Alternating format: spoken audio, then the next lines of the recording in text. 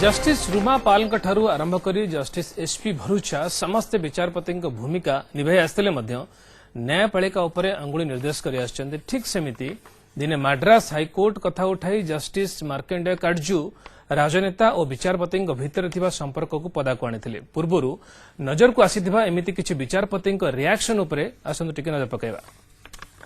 Justice Lahoti chief justice of India, justice Sabharwal और justice Ruma पाल उन्होंने वो आईबी इंक्वायरी रिपोर्ट देखी और कहा इसको कंटिन्यू नहीं होना चाहिए क्योंकि ये भ्रष्ट है, और ये रिकमेंडेशन भेज दिया गवर्नमेंट ऑफ इंडिया को कि इसको कंटिन्यू नहीं करना चाहिए। वो पॉलिटिकल पार्टी जो तमिलनाडु की थी और जो वो भ्रष्ट जज को सपोर्ट कर रही थी, उसने जाके prime minister Manmohan Singh Delhi airport पे थे, जाने वाले थे New York United nation general assembly session attend करने। वहां पर वो तमिलनाडु की पॉलिटिकल पार्टी के मिनिस्टर ने कहा मनमोहन सिंह से कि जब तक आप लौट के आएंगे तब तक आपकी सरकार गिर जाएगी, क्योंकि हम सपोर्ट विड्रॉ कर लेंगे, क्योंकि आप उस भ्रष्ट जज को आप कंटिन्यू नहीं कर रहे हैं। तो मनमोहन सिंह इस पे घबरा गए, मगर एक बहुत सीनियर कांग्रेस मिनिस्टर ने कहा घबराइए नहीं, हम मैनेज कर लेंगे। Fortunately, of course, these things never happen overnight. You see, it takes time. And it is like this.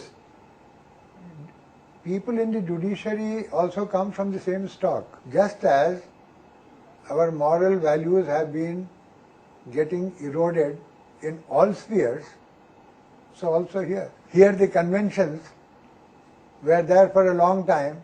The peer pressure was greater. And in judiciary it was only the conventions and peer pressure which took. When I became a judge for the first time in 72, in the High Court, thought of these. विचारपति माने कौनसी अलग जगत रु आसी नाहंती, सेमाने भी एभली social life रु जाई न्यायपालिका रे विचारपति होइचंते। हेले कथा हला निज पद और मर्यादा को रक्षा करिबा और सचोट भावे न्यायपालिका प्रति निजर कर्तव्य संपादन करिबाटा ही बड़ कथा। सेथुरु जदि केही विरोध हुअंती सेतेबेले जस्टिस कुदू सिंह भली कहानी सामना कोसे। बड़ खबर समय चाउडे ब्रेक पर देखबा एही घटना को नै सुप्रीम कोर्ट और केंद्र सरकार काहेकि मुहांमुही होइचंती।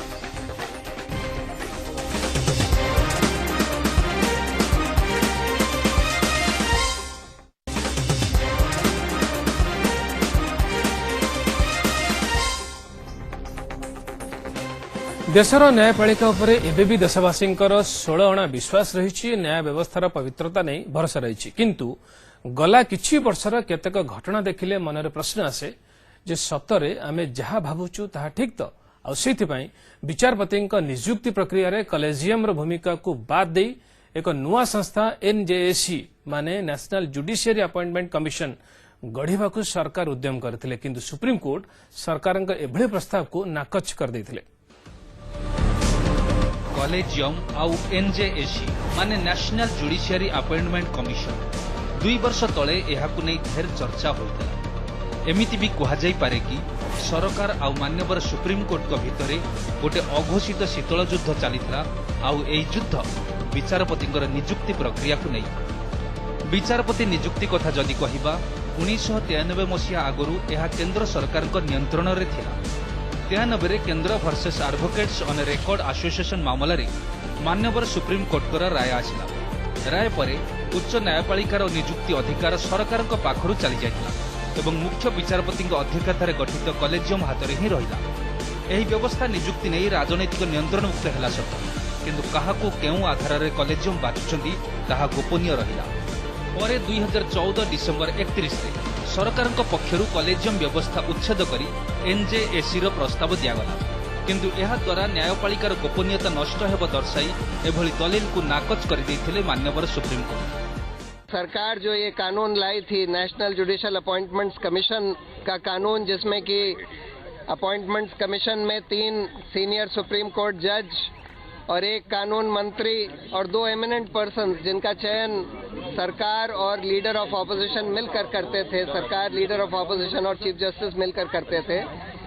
इस अपॉइंटमेंट कमीशन को रद्द कर दिया है और बोला है कि ये न्यायपालिका की स्वतंत्रता में बाधा डालेगा। एबे देखिबा कॉलेजियम कौन एवं एनजेएसी माने नेशनल जुडिशियरी अपॉइंटमेंट कमिशन कौन एवं दुईटा भितरे फरक कौन। एनजेएसी सरकार द्वारा प्रस्तावित एक संवैधानिक संस्था जो संस्था कलेजियम बदल में संस्था विचारपति को नियुक्ति करिथांदा किंतु गत 24 वर्ष है कलेजियम विचारपति मानक नियुक्ति दे आसुछि।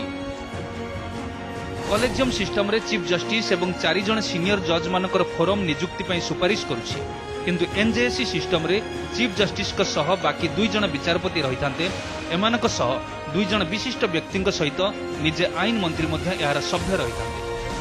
तेबे 2015 जून रे नेशनल जुडिशियरी अपॉइंटमेंट कमिशन शुणाणी बेले केंद्र सरकार पक्ष रखी अटर्नी जनरल मुकुल रोहतगी न्यायपालिकार महत्व को दांडरे उछाली देथिले। खोलाखोली अदालत रे कहिथिले कि सर्वोच्च अदालत एवं अन्य राज्यर अनेक विचारपति काम करुछन्ति जेउ माने संपूर्ण अयोग्य। कलेजियम सिस्टम गत 20 वर्ष भितर प्रतिभा मेधा और योग्य मानक बलि चढ़ाई अपारग मानक नियुक्ति देवार बहु उदाहरण रही।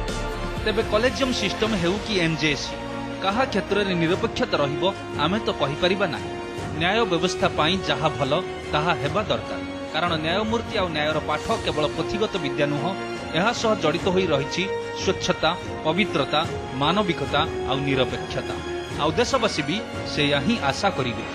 Bureau report news 7। आमे खूब चिल्लै करी कहूछे जे देश रे नेता माने ही सब किछि खाई जाउचंती गला 70 वर्ष हैला एमाने ही खाई करी देश को लंडा कर देइचंती बोली कहि आछे। एही सर्वगिणा नेतांक विषय ही बेसी चर्चा होई आछी। खाली नेता नुहंती एमानक संग को ऑफिसर ना मध्य जोड़ा होउची माने देश को लंडा करिबारे ऑफिसर माने मध्य सम परिमाण रे दायी आ विभिन्न केस रे एमाने कोर्ट को ही भिड़ा होई थांती किंतु सेठी जो विचार हुए ताहा कोन 16 ठीक माने जो माई लॉर्ड माने सेठी एही दुर्नीतिग्रस्त नेतांक विचार करंती आ टीका टिप्पणी करंती से माने दुर्नीति ठारो केते दूर रे। यार उत्तर अवश्य कुदुसिंह भली विचारपति माने दे सारिचंती। बड़ खबर को जेड शेष करबा जीवापुर छड़ी जाउची।